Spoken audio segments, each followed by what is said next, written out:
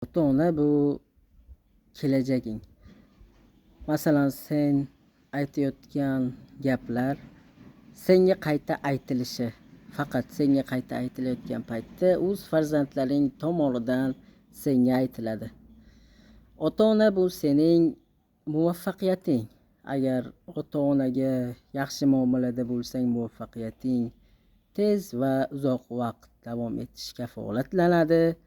Bu hayot qoidasi yoki kattalardan so'rab ko'rishing mumkin. Lubboy odamlar. Ota-onaga yaxshi muomala qilmaganidan yoki u bilan ko'proq vaqt o'tkazmaganidan pushaymon bo'ladi. Yoshi kattalardan so'rab ko'rsang.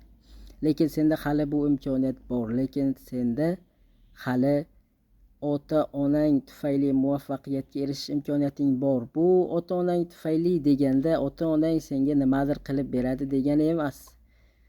Shunchaki ularning roziligini olganing munosabati bilan hayot senga muvaffaqiyatlarni, xazinalarni shunchaki to'kib sochadi yo'lingga.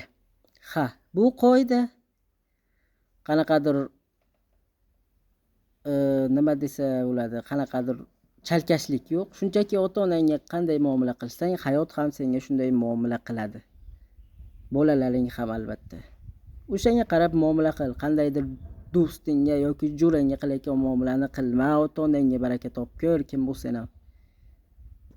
Xuddi hozirgi odamlar bor-ku, ota-onasini jo'ram deb o'ylaydimi bilmayman. Qisqasida salomat bo'l.